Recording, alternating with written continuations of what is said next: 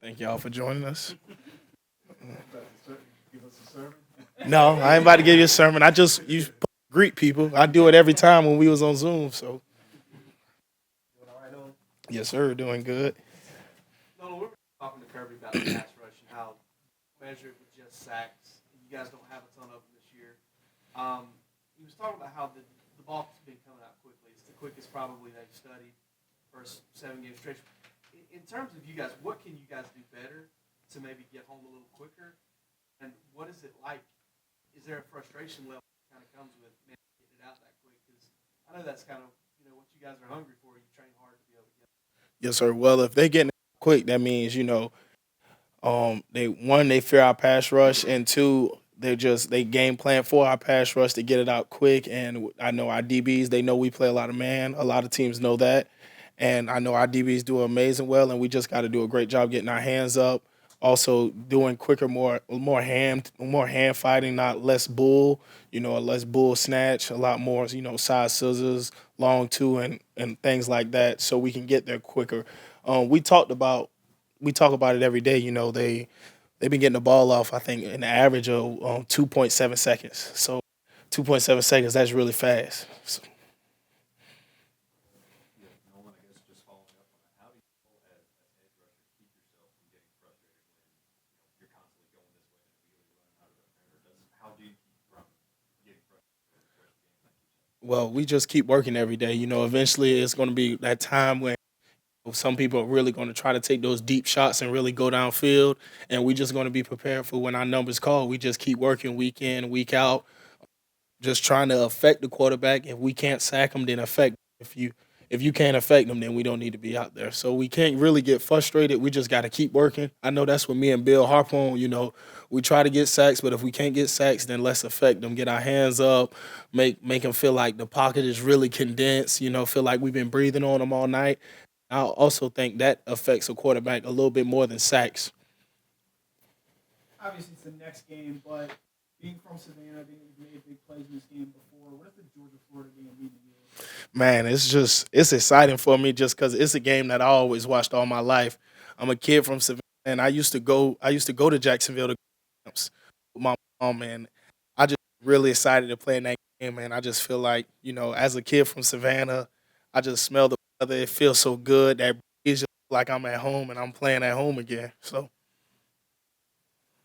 Jalen Walker's a guy that hasn't gotten much playing time this year just because of opportunity, but in the brief time he has been on the edge, passer at inside line, potential do you see out of him and what role do you see him playing out?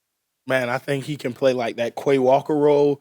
Quay Walker came down and played a lot of edge and played a lot of pass rush, and we also seen he do it. We got a lot of calls that we have where we have the inside linebacker come down and play the edge, and I think it's a great thing, man. The more tools you can add to yourself and the more you can do, like Coach Smart says, the better player you can be. Like I know one thing, I try to get better in my coverage every day just to become the complete player. Nolan, sticking on that thing with young guys, Bear Alexander runs out there on third down a lot for you guys.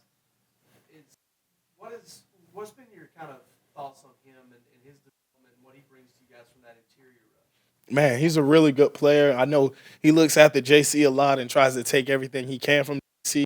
And I think he's a great player. He works hard, and the things that he brings to the front is speed and quickness. Sometimes we get a lot of those beefy big guys that's two gapping and eating all those gaps up front. You usually don't get a lot of speed and quickness that you see out of him and Jalen Carter. He uses his hands well, and he loves to communicate with me. He's always trying to work and get better and make sure we all on the same page. So just as a young guy, him and actually 13, I commend them, and they've been working really hard. Nolan, how different is the vibe for the players just as far as what you're able to do outside of football? And do you have any plans at the end of the School, really, school. I got a test Friday, and I'm happy to be able. I thought I didn't know I was gonna have media today. I was planning on ready to go straight home and study for my test on Friday. I got a secret series test, so I got to get that done before I can do anything or worry about anything. Having gone against Georgia offense and last year's Georgia offense, how can you speak to the differences between the two and kind of issues? That's kind of hard just because the backfield that we have this year is a little bit more, I say, dynamic. they got that as coach. They say that juice. Kenny gonna hit you with that bop bop and get on out of there. And then we got Dejan and guys like Kendall that's gonna hard runners that's gonna hit you there. I think we still got three backs. And really last year I only think we had really two backs and Kenny was proving himself, but now we got three legit backs that can all go and that's all really good.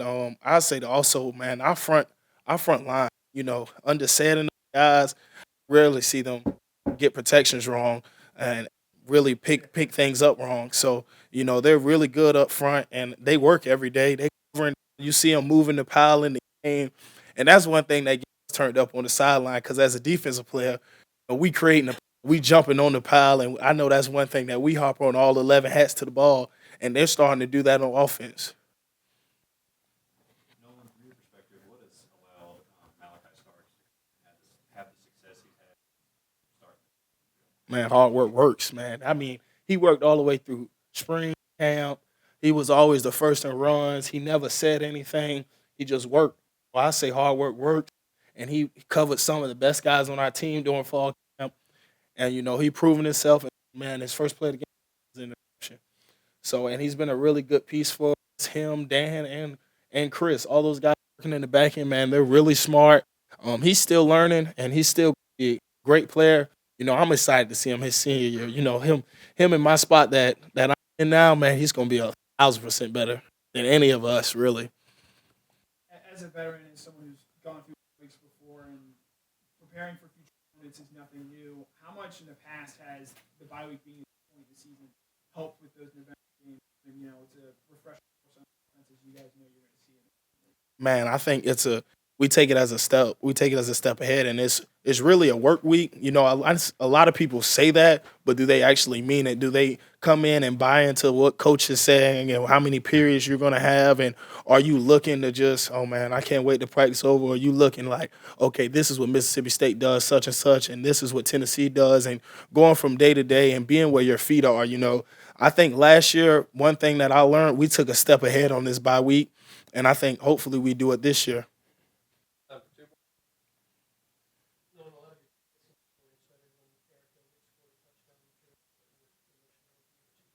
Oh man, for me, especially man, guy from Georgia. I was excited for him to score his touchdown, man. We all wanted him to do the gritty came from LSU, but man, I was just excited to see him get out there and get in there, knowing what he's been through and all his struggles and stuff, and just being able for him to refocus and get back locked in on something that he loves. Nolan, so here we are, we're 7 games in. You guys are still undefeated. You're still running. What's in front of you at this? How much, if at all, players do you guys look around the league? There's other teams that are undefeated, other teams that are still in the hunt per se. How much do you pay attention to the landscape? Is there any time for that? It means nothing, honestly. Every week we go in, we're 0-0, and we have to prove ourselves every week. And now we're going on 1-0. Before we came in during May and March, a lot of people didn't think we were going to be good. A lot of people were sitting here asking questions.